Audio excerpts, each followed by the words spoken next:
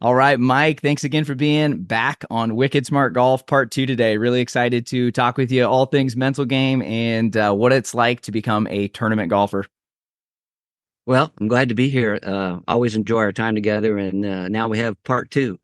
Yeah, we did. It's funny. I was re-listening to our first episode, and even in that episode, I was like, Mike, I want to have you back already. So it's weird. That was almost a year ago, I think. So hopefully the golf game's been good. We have a lot to cover today, but I wanted to, I did replay your episode, and I've had so many new listeners, so they really liked it. But I know we're getting more and more people every single day listening to the podcast. So kind of give a quick background about your golf game because it is an extensive playing career. You don't make it in the Hall of Fame in Texas for nothing. So tell us a little bit, just kind of background on why you started playing and some of your big accomplishments. Well, it's really crazy because I when I was a kid, I played all sports. If it was baseball, I played baseball, football, basketball. That was how our family kind of rolled. My older brother the same way. And so one summer when I was 13, this is in Southern California, there was a half day sports camp, and I thought, man, that's great. So I signed up for it at my junior high, and I was having a great summer. Every day we'd show up and we played a different sport, and I just loved it.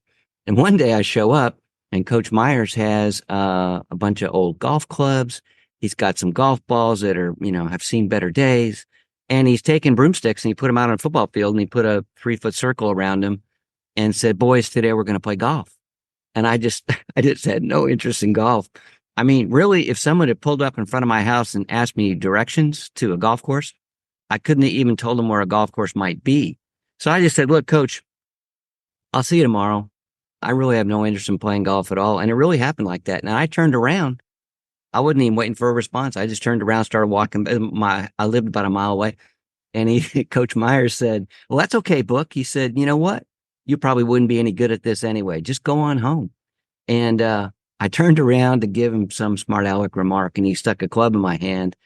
And I don't exactly remember what happened after that, but a week later, I had my own set of clubs used, and I told my basketball, baseball, and football coach I was done playing their sports. So I really came, no, and nobody in my family played golf.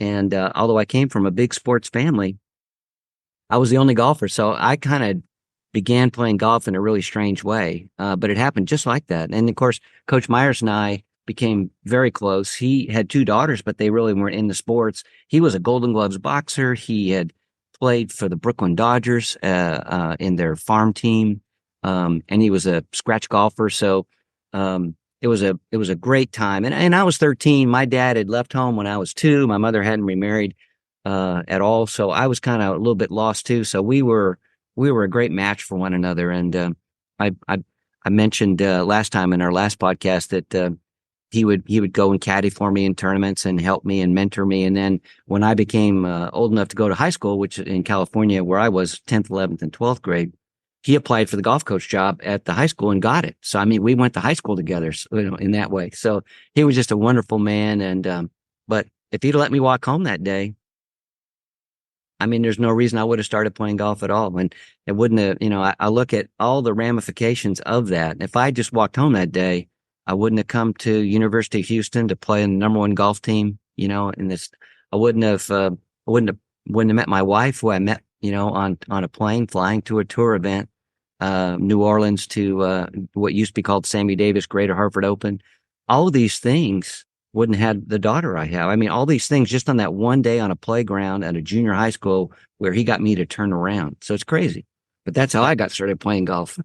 Man, that's just such a, yeah, like you said, all the moments that came from that one moment. And yeah, you just never know how the game can change your life and who you're going to meet and how it's going to impact you. I love that story. I remember, sharing that my high school coach was really instrumental in my own career. So I love that when I read your book for the first time. And I'm glad he was able to caddy for you and stuff too. And I know you played amateur, or you went and turned professional. You played on the PGA Tour. After, a couple years, you got into the amateur golf. You've had a very successful playing career.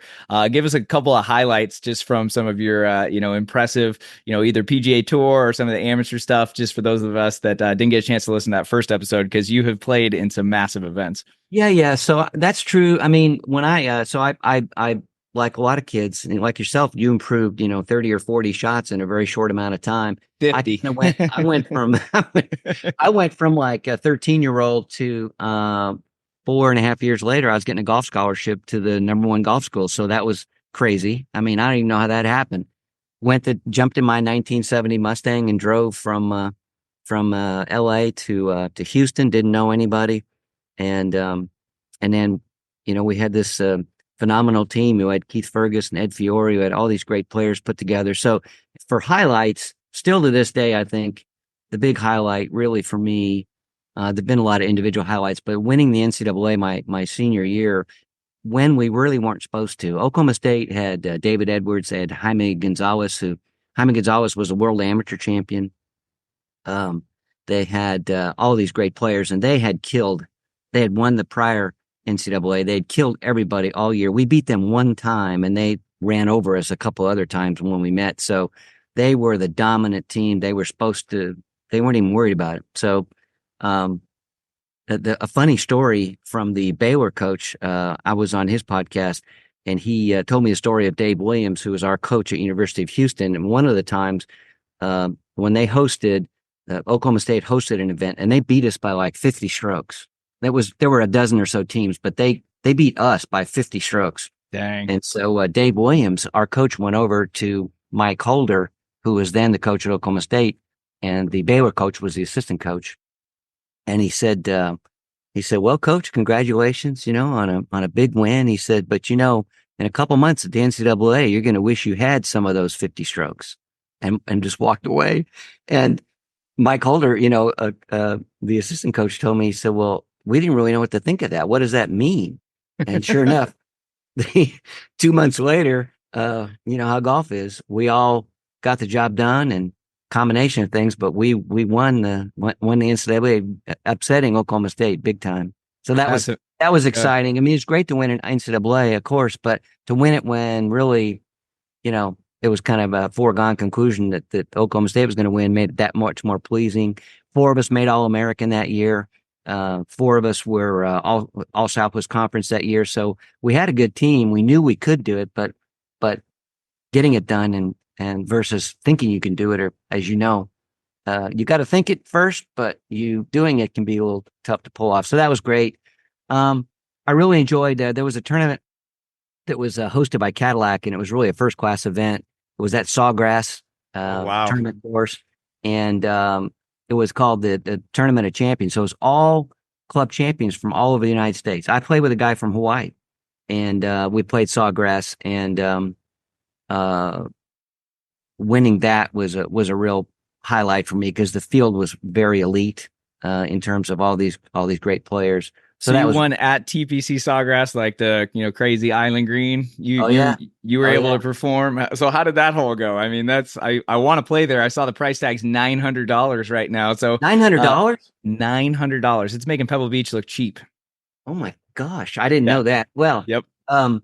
It was fantastic because, I played well. It's like when people say, "Oh, these greens are terrible," and you win the tournament, you go, "Well, the greens seem pretty good to me." They're okay, yeah.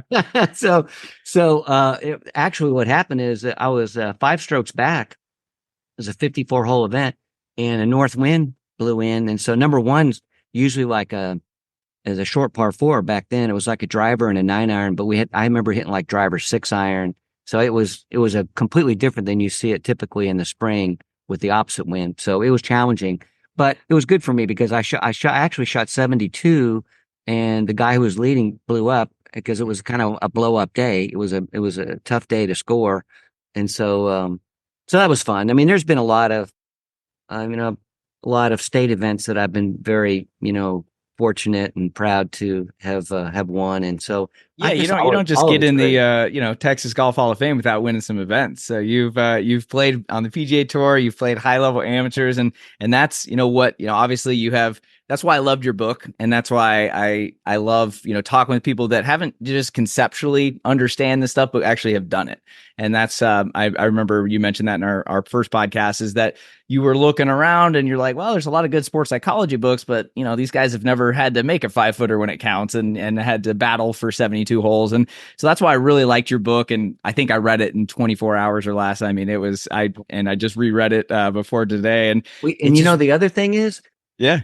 that these sports psychologists haven't stood over a 5-foot putt to qualify for the U.S. Amateur and missed it. Mm-hmm.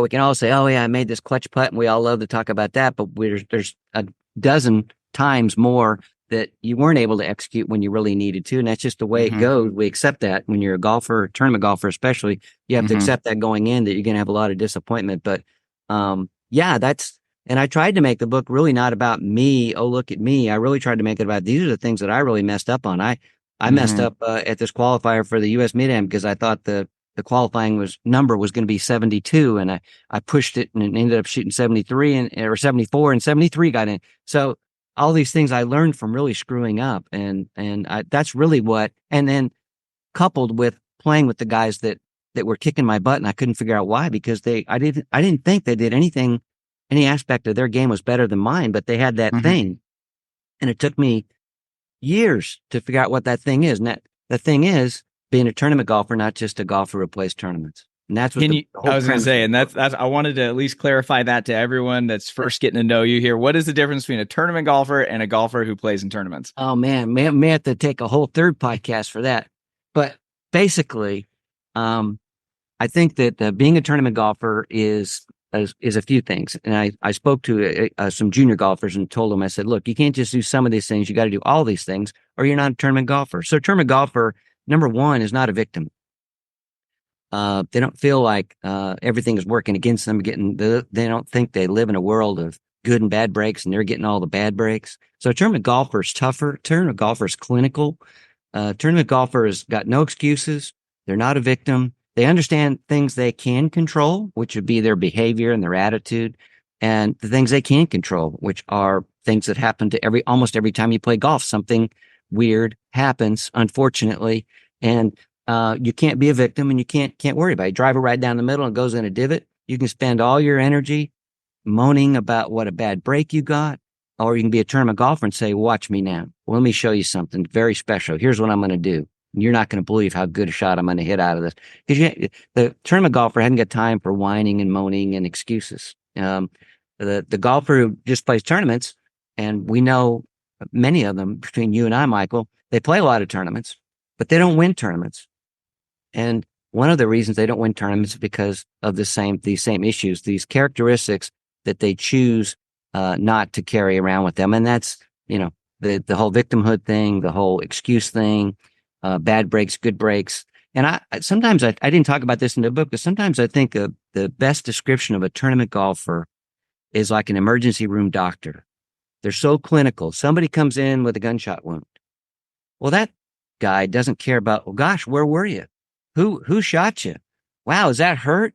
Wow, he's like, he or she is zoned in on, okay, here's where the blood's coming from, here's where the bullet is, here's what they're doing their job, their process, if you will. They're not like, oh my God, how old is this poor kid? He just got shot in the side. And they don't do it, they're not pulling their hair out, their hair's not on fire. Yeah. They're doing their job. And so that's what I think of as a Sherman golfer, is they're just going to do their job. I'll add up the scores later. And the golfer plays tournaments is like the emergency room doctor who would be, that would be like a comedy scene where they'd be not taking care of what the person really needs. They're just all over the place, worried about the result. What if I don't do a good job? Is this guy going to die? A real, I envision an emergency room doctor have such great training that none of that even crosses their mind. They're just going to zero in straight in on what they need to do to make this happen. And that's a big part of staying in the present, being, working your process, which I didn't certainly invent those terms, but they're part and parcel of what a tournament golfer is. And you really, I will say one more thing about a tournament golfer versus a golfer who plays tournaments. A tournament golfer is not immune to thinking about result or choking or worried about a 2-foot putt or worried about this or that. A tournament golfer recognizes that those thoughts are going to come into your head. You can't prevent that. You're human.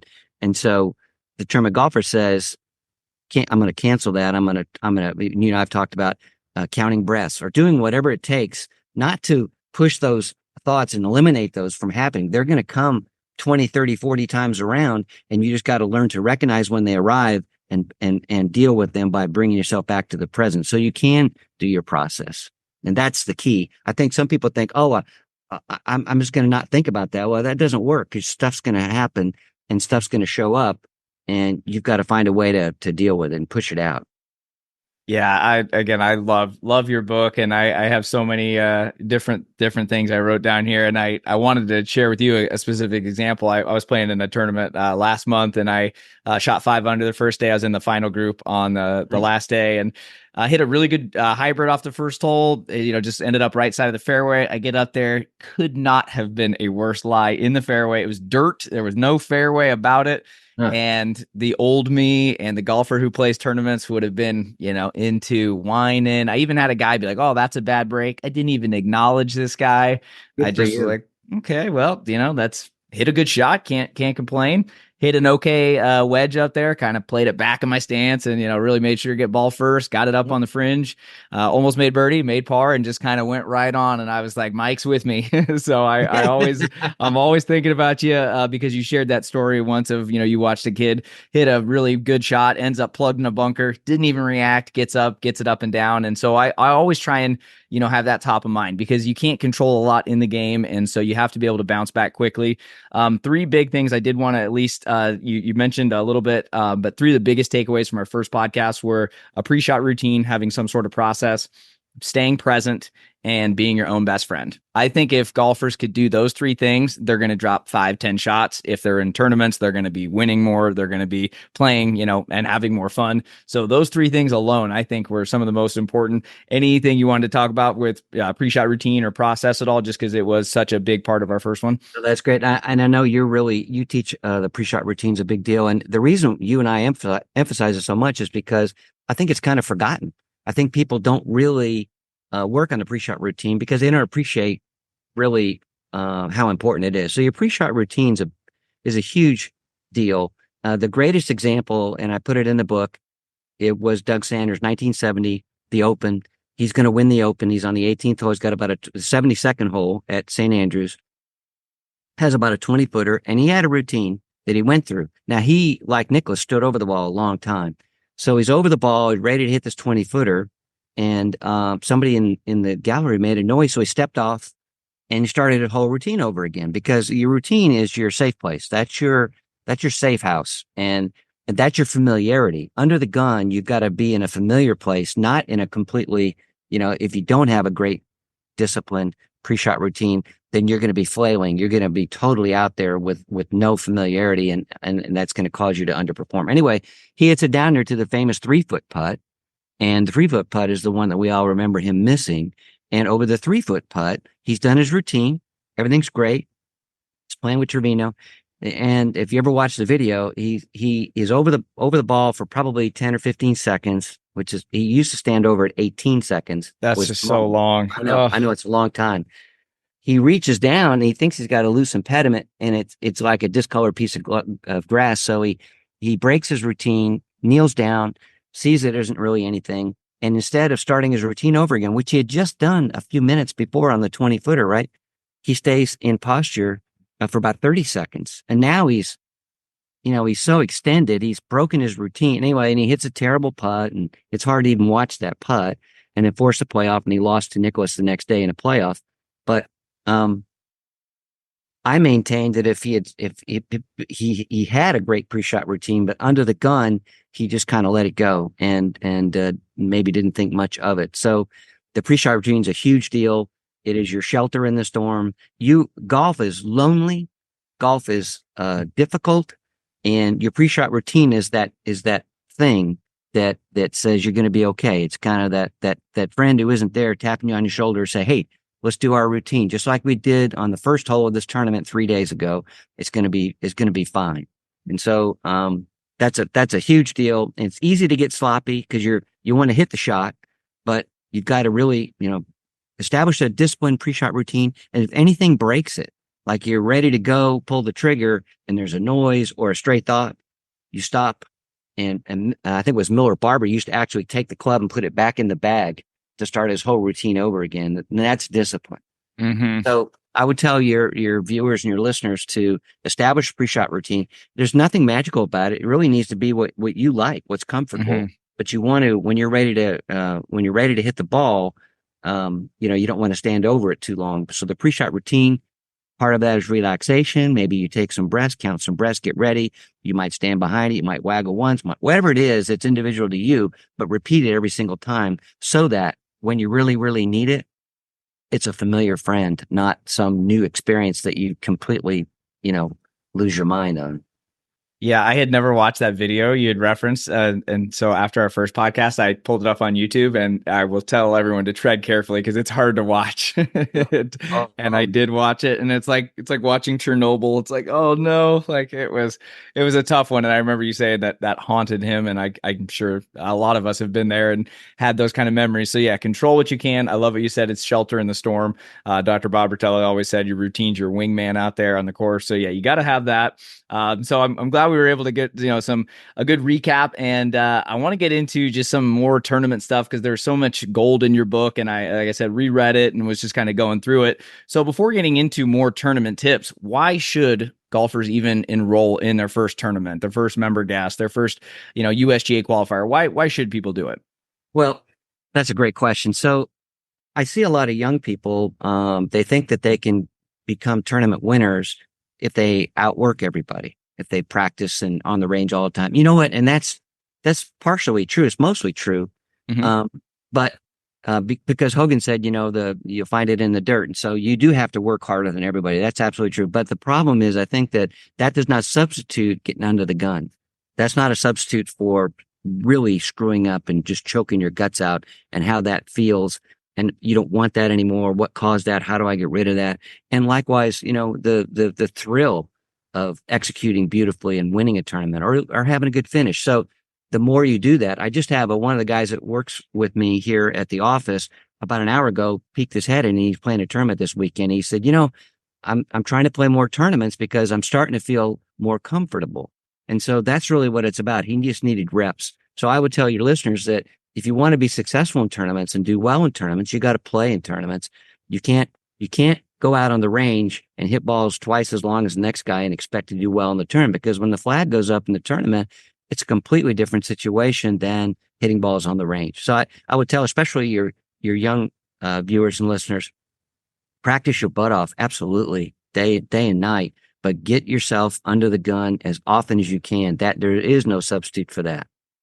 Yeah, there is no substitute. And I think it gives you purpose for practicing, right? Because a lot of golfers get bored and they don't want to practice. They don't have anything to look forward to, right? It's like if you're going on vacation and you want to lose some weight so you look good on the beach, you have that, circled on the calendar. You can, have Yeah. something to count down to. The same thing with golf tournaments is like you also, obviously, there's a ton of other benefits once you get in it. You get to learn about yourself, and it's almost a self-development journey, but it gives you like some practice regularity. So that way you're not just like, I'm not going to practice. I don't have anything. It's easy to do. And I think that, men in general, I think need competition too. For me, I feel like we get older in life and we just don't have that. We have routines and we just kind of go through the same thing. And, sometimes we got to have something to get us, perked up a little bit. And you can't go skydiving every weekend, but you can definitely sign up for a golf That's a great tournament. point.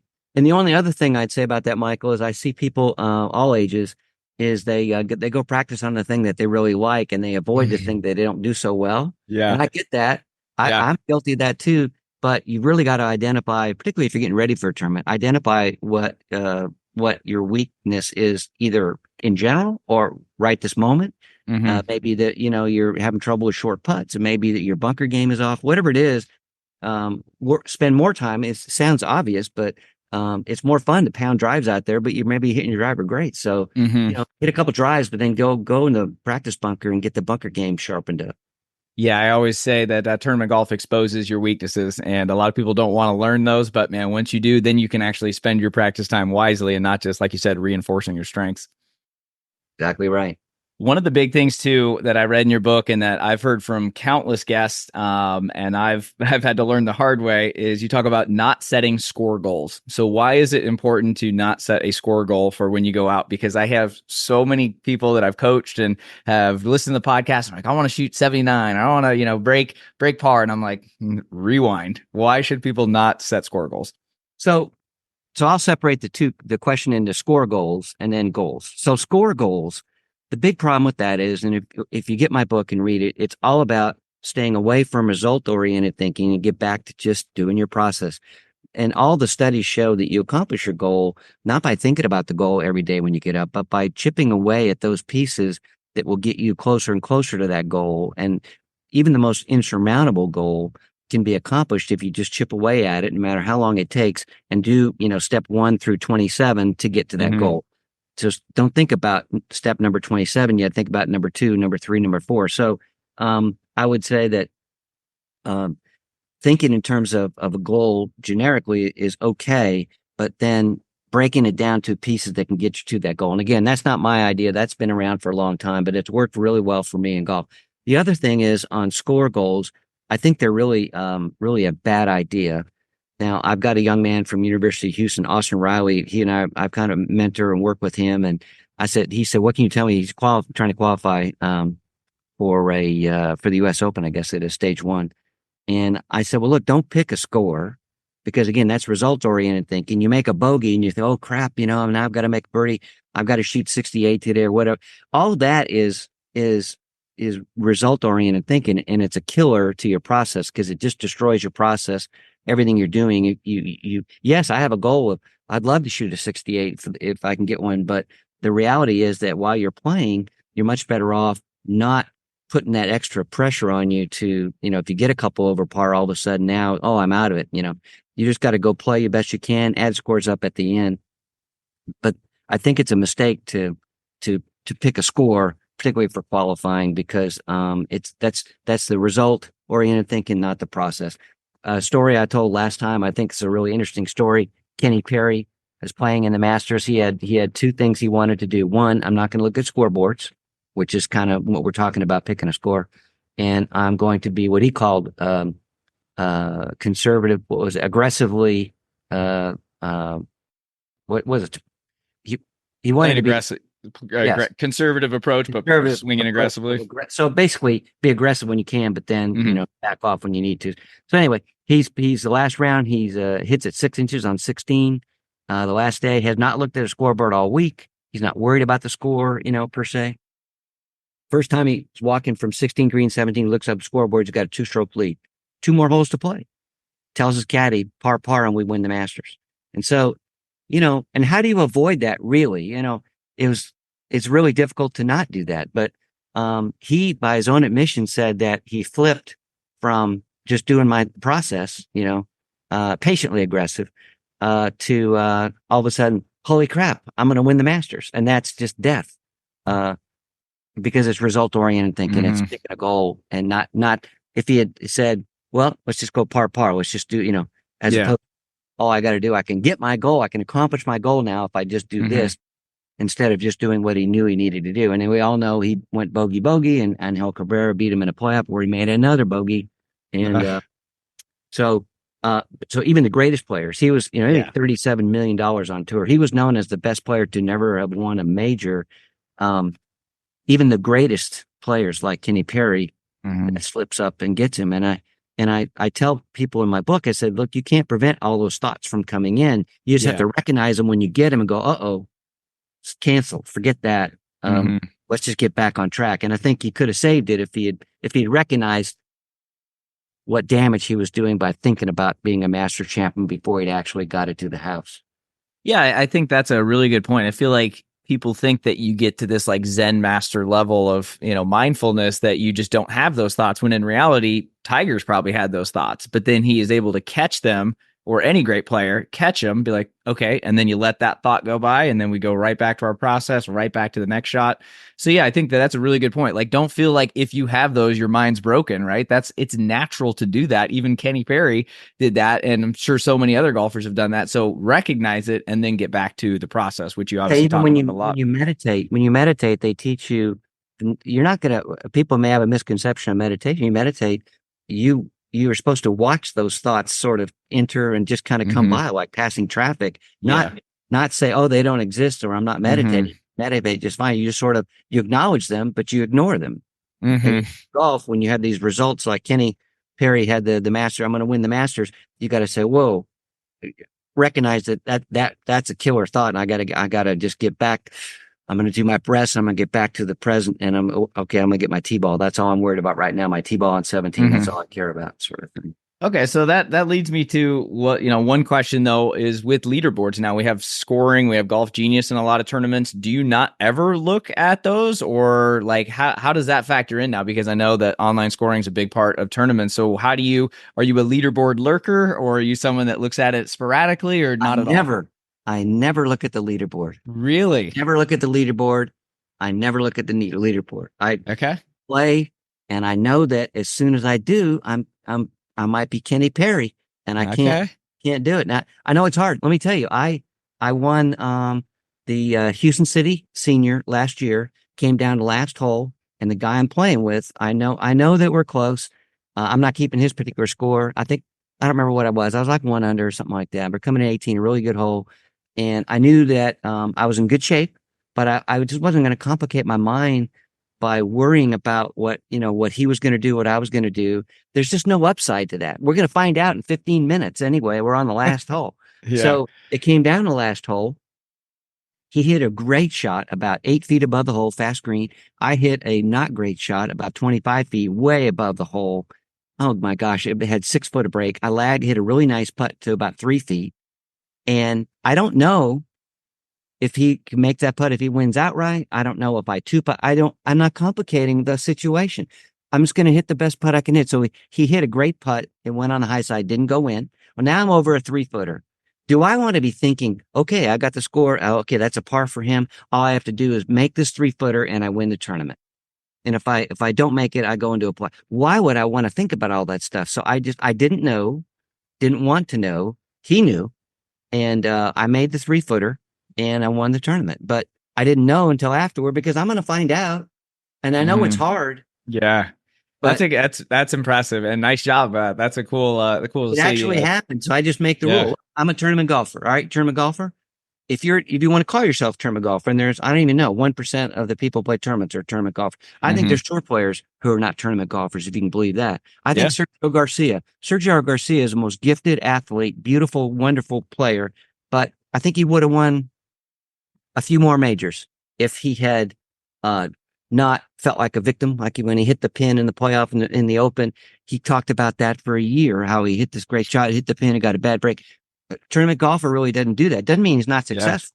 It just Right. means he could be as good as he could be. And in my book, he's not really a tournament golfer, which sounds, I'll probably get some emails on that, but he could have done so much better. So Hmm. I think that's really where you come from. Like you talked about when you drove it right down in the fairway, you're in a divot, you can spend Hmm. time worrying about it, or you can just execute and see what happens. Yeah, and it would be one thing if Sergio just had one of those instances, but I mean, we've just seen the meltdowns and the freaking out in the sand and just bad Yeah, yeah. attitudes and yelling at fans back at Bethpage when he was, remember his regrips, because he just used to regrip the Oh my club, gosh. so he was standing over the ball 30 seconds, and those drunken New Yorkers weren't having it, Yeah. and Tiger went on to obviously win, and yeah, I agree, he has so much talent, his golf swing is unbelievable, but yeah, I think that there's, like you said, you just can't get into that, please, like where the woe is me mentality. And I love when someone will do that in my group too. They'll hit it and be like, look at this bad break. And I just look over at him and I look back. I'm like, I'm not going to acknowledge that. I'm not like, okay, yeah, like that happens. Like, we're playing golf and people are like, whoa, that's kind of rude. I'm like, I'm trying to be a tournament golfer. And so, yeah, you got to That's have the that. thing. And that's the whole thing. And so a tournament golfer is just clinical. Tournament golfers just tough, just Hmm. much tougher about that. For you to say, "Oh yeah, man, that's too bad. You got a really bad break there." Well, that's not tough. It's not rude to not say anything. It's just like you just like we're talking about. You acknowledge this thing has happened. I'm not going to judge whether it was a good break or bad break, buddy. Hmm. Get your shot because that's all I'm going to do. And that's what a tournament golfer does. They're just so clinical. Yeah, and I think sometimes too, when you get bad breaks like that, and if you don't acknowledge it, then your mind actually shifts into this is a sweet challenge. And then sometimes you focus even more. Like, you have that shot, you have to hit it perfectly through a branch or, in between some branches or under a tree, and you really focus in on those ones. Then you end up hitting an amazing shot. And then it's like a momentum booster. So yeah, I'll, it's like, I'll but bet, I'll bet some of your listeners have actually been in a divot, and actually, if you think about it, it's one of the best shots you've ever hit mhm. because maybe your expectations are low and you just kind of see what happens. But I've hit some of the best shots out of divots just because I didn't waste all my time. Woe was me, and Mhm. that's hard though. It's hard off the golf course too, right? We Yeah. always, yeah, and so that's why I really stress in my book a lot how you can adapt all this stuff Mhm. to your business, to your personal relationships.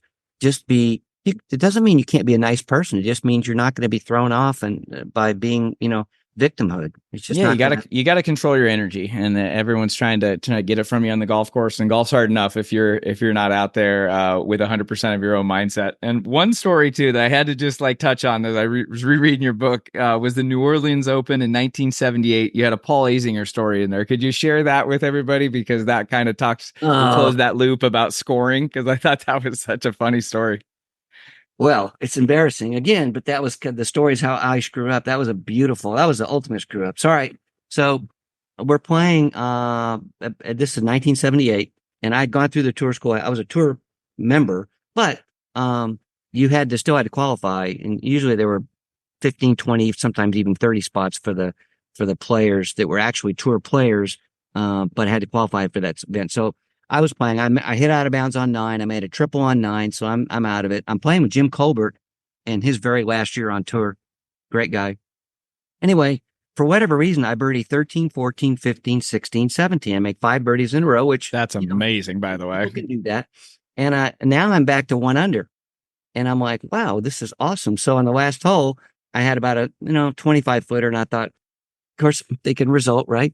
So I'm thinking, well, make this. I could birdie the last 6 holes. No, I didn't 3 putt it. I 2 putted it, and I signed my card. And there were like 25 spots that week. It varied. My first tournament on tour was Tucson. There was 1 spot. So it just depends how many exempt players didn't play that week. Anyway, so I drive away, and I'm feeling pretty good. I've got to pick up something from a shaving cream or something from the stop and go, and I run into Paul Azinger, and that was his first year on tour also. And I used to keep all my clothes hanging on a dowel in the back of my car, and I'd take a couple of shirts at a time, and I mostly leave them in there. So Paul's coming in as I'm going out, and he goes, oh, he saw all the clothes in my back of my car. He goes, hey Mike, how you doing? He said, oh, you didn't make it today, huh? Thought I was leaving town with all my clothes in the back of the car, and I said, no, I made it. He goes, really? That's great. What'd you shoot? I said 71. And he looked at me and he said, Mike, I think 71 was playing off when I left. I'm like, I don't even know, 4 or 5 miles from the golf course. And And like you said, no cell phones back then. no cell phones. I was hit like a bolt of lightning. I had this adrenaline rush. How was I going to tell? I didn't have any money. I had a guy who was putting up money for me to play. And how was I going to tell him that I qualified, but I'm not playing, sort of thing. So anyway, I got they had a phone in the parking lot, a payphone, and I missed dial a couple of times because I am shaking so bad I can't hit the buttons. It wasn't a rotary, at least.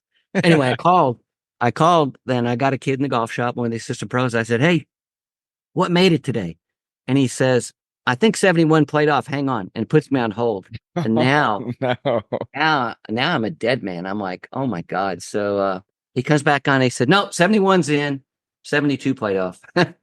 That is just I had to laugh because it ended up being a good story, but I mean I can see the interaction of you and Paul in front of a Yeah. little I mean, mini mart, and what I an can see idiot your I was. car and so yeah, it was just kind of a good story though. And again, I think that if people do not worry about their score and don't look at the leaderboard every single second, it's going to help. So I'm really glad that you talked about that, and also that you shared after winning your event last year and you weren't even looking at it. That's staying present, and that's why you are the tournament golfer, Mike. Well, that's really true. I mean, it's hard to do all this stuff. I'm not saying any of this stuff's easy. It's Yeah. all hard in a Hmm. hard game.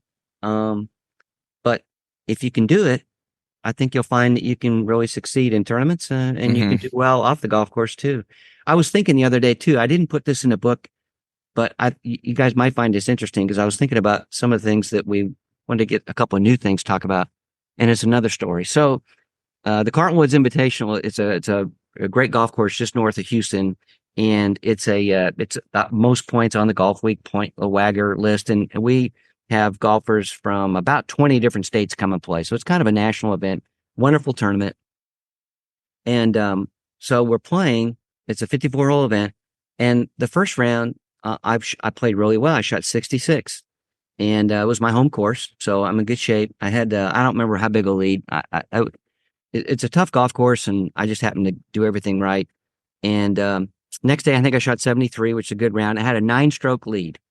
So the reason I want to tell the story is because I want to tell you and everybody on this podcast that the next day, the last round, I've got a 9-stroke lead, literally, and it's the worst I've ever choked in my entire life, which may sound really funny, but I was totally lost in the fact that this is a really difficult golf course, and I could go out and shoot 80 and somebody shoots 70, you know, and I lose the golf tournament. And I got so fixated on that I got up on the first hole and I duck hooked it in the trees, made double bogey. Well, now it's even worse, right? Now, theoretically, I've got a 7-stroke lead. I don't know what everybody else is doing.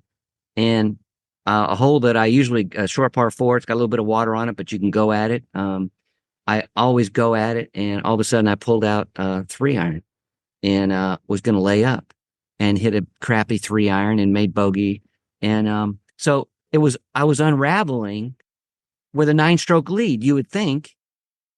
I would think anybody listening to me right now would think a 9-stroke lead, it's a walk in the park. Just show up, don't break a leg. But I ended up shooting 40 on the front nine, and Mike Baker was my caddy. He caddied for me in a lot of national events, and he looked at me. He stuck the driver in my hand, and he said, "Pull your head out of your ass." He said, "You're completely. What are you doing? What are you doing?" Yeah. And so I realized, you know what, my head is up my ass. So I just and I just you know what, I'm just going to try and not worry about it, just play. But that whole front nine, I was completely fixated on the fact that if I played a bad round, oh yeah, you're Mike Booker. Aren't you the guy that lost that 9-stroke lead, in the Carlton Woods Invitational? So it's shocking to me looking back that I've played in, NCAAs, I've played in tour schools, I've played all this stuff. And sure, you're nervous and sure you choke too, but I've never choked like I choked with it. And I ended up, by the way, I shot 74. I think I shot a couple under on the back and won by 9. But I choked like the chokery choke. Yeah. You could think of with a 9-stroke lead. So I thought this was kind of interesting.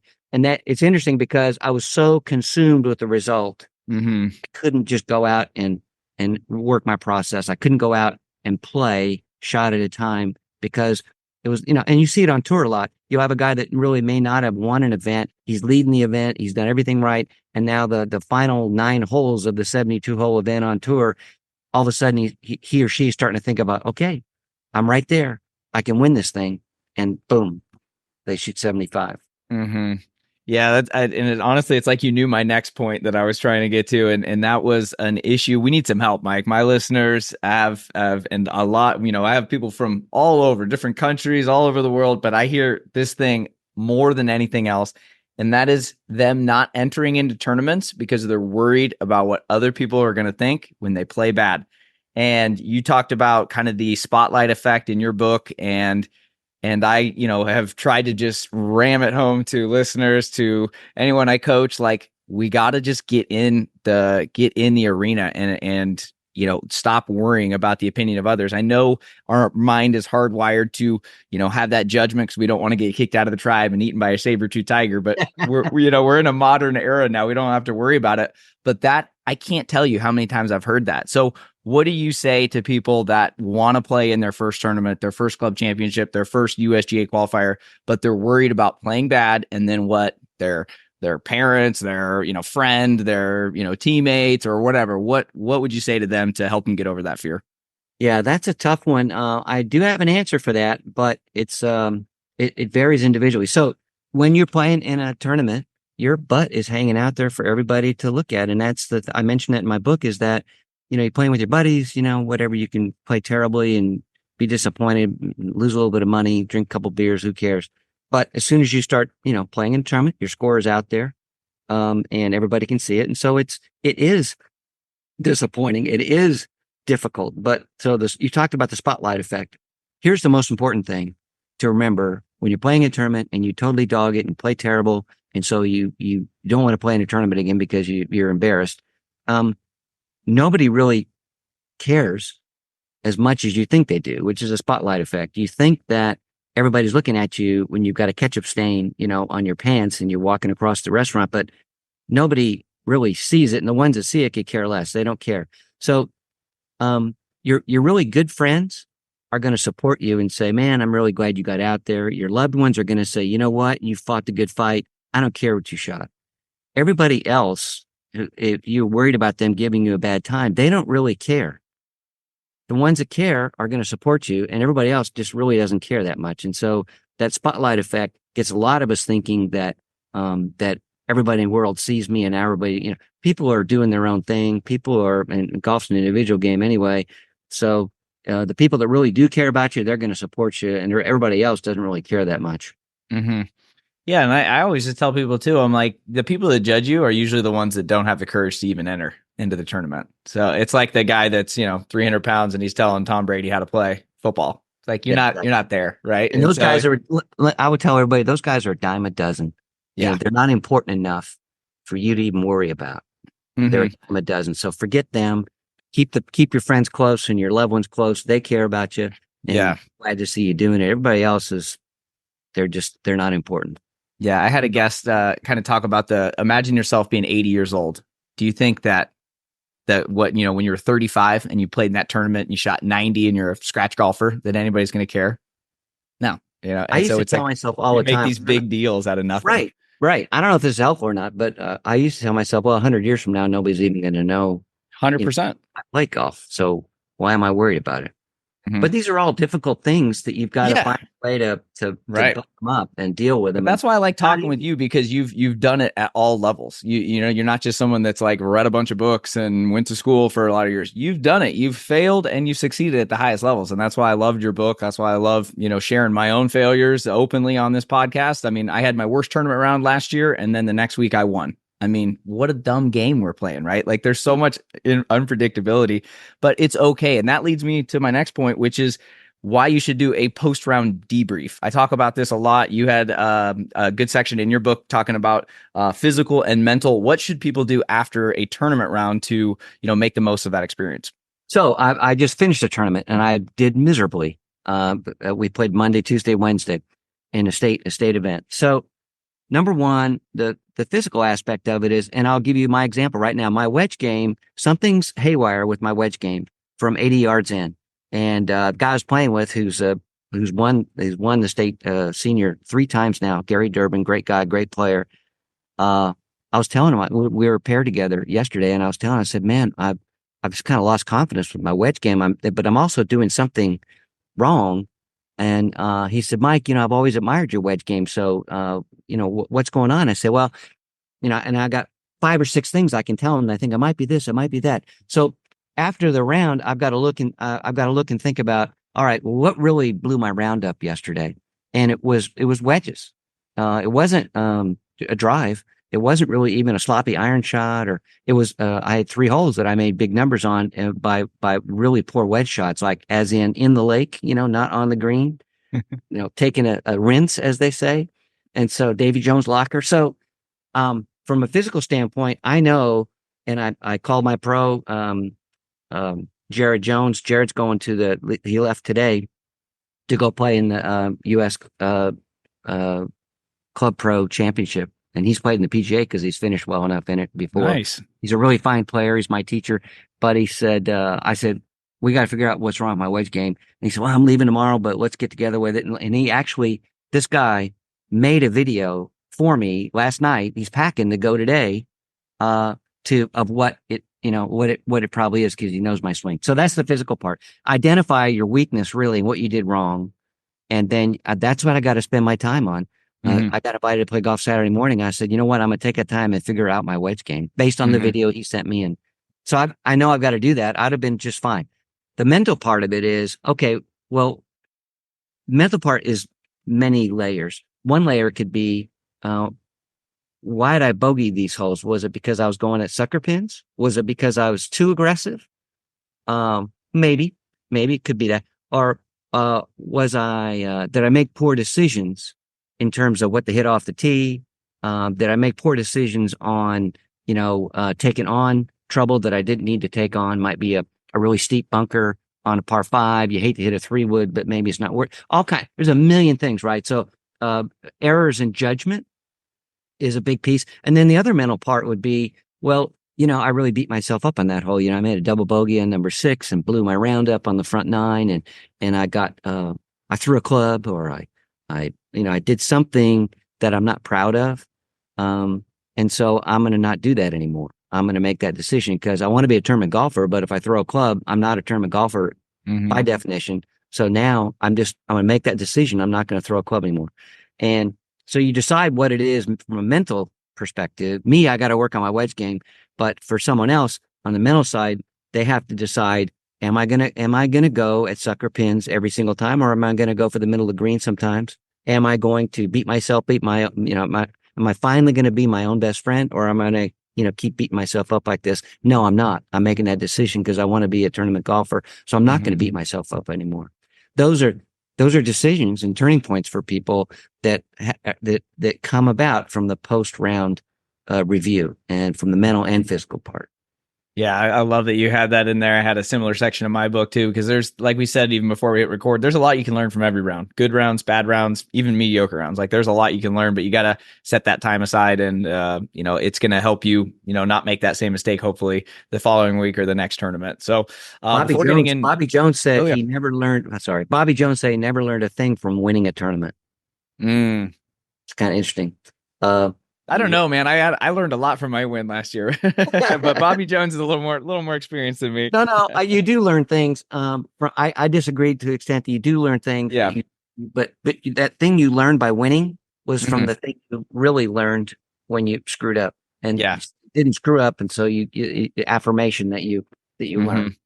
Yeah, I Anyway, had I remember listening to Les Brown, motivational speaker a long time ago. He always said you just got to fail your way to success. So every failure, every bad tournament's leading somewhere if you have that post round debrief. I know we got just one last question left before we got to let you go. Could talk to you all day. Thanks again for being back. So before asking that last question, where is the best place for people to connect with you and learn more about your amazing work? oh, thanks, Michael. Well, I've got a web page for the book. It's TG, like tournament golfer, playbook.com, tgplaybook.com. I put this podcast, I'll put it on there, and other podcasts I've done. There's great resources on there. My favorite button, of course, is buy now. There's a button on there to buy the book, takes you right to Amazon to buy the book. And then really the most important thing about it is it's been a great place for people who have read the book to ask questions.